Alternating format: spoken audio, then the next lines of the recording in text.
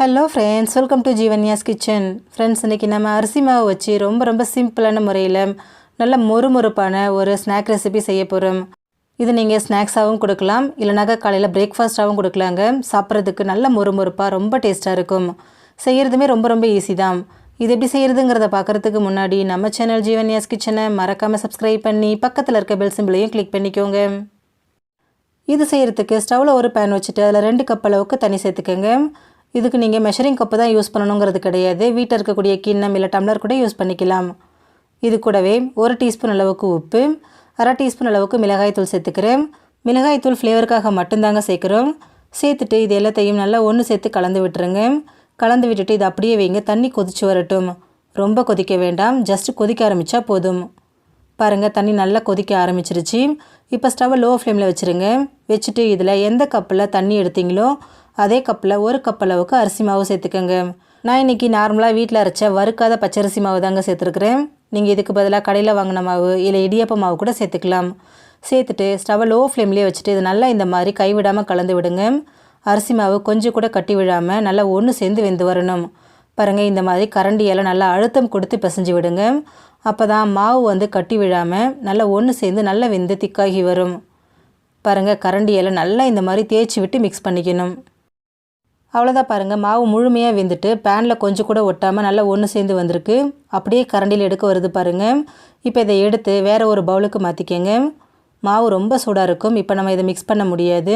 இதை கொஞ்சம் நேரம் அப்படியே வைங்க, நல்லா ஆறட்டும். பாருங்கள், மாவு நல்லா ஆறி வந்திருக்கு. கொஞ்சம் வெதுப்பான சூட்டில் இருக்குது.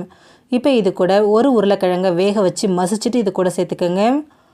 கூடவே ஒரு வெங்காயம் நல்லா பொடியாக நறுக்கினது, ஒரு பச்சை மிளகாய் பொடியாக நறுக்கினது, கொஞ்சமாக பொடியாக நறுக்கின கருவேப்பிலை, கொஞ்சமாக பொடியாக நறுக்கின மல்லி இலை, கூடவே 1/2 டீஸ்பூன் சீரகம், 1 டீஸ்பூன் சில்லி ஃப்ளேக்ஸ் சேர்த்துக்கோங்க.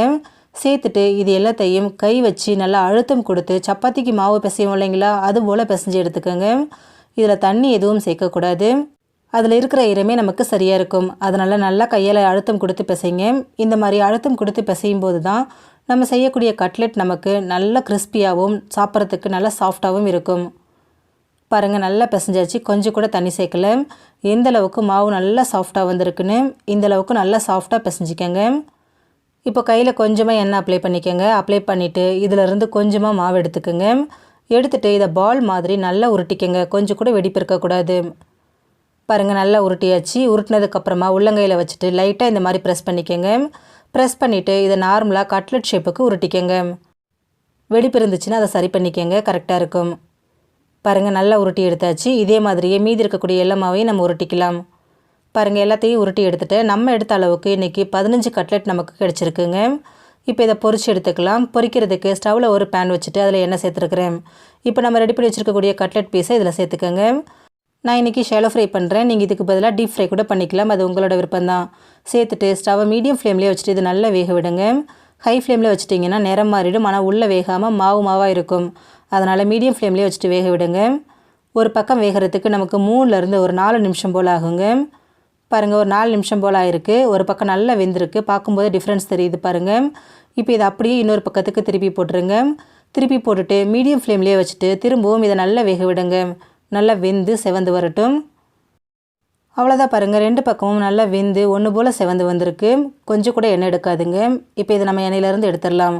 எடுத்துகிட்டு மீதி இருக்கக்கூடிய எல்லா கட்லெட்டையும் இதே மாதிரியே பொரிச்சு எடுத்துக்கலாம். ரொம்ப சிம்பிளான முறையில் அரிசி மாவு கட்லெட் நமக்கு ரெடி ஆகிடுச்சு.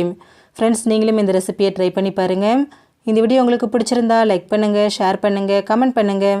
ஜீவன்யாஸ் கிச்சனை சப்ஸ்கிரைப் பண்ணி பக்கத்தில் இருக்க பெல் சிம்பிளையும் கிளிக் பண்ணிக்கோங்க. அப்போ தான் நான் போடுற வீடியோஸோட நோட்டிஃபிகேஷன்ஸ் உடனுக்குடனே உங்களுக்கு வரும். தேங்க்யூ.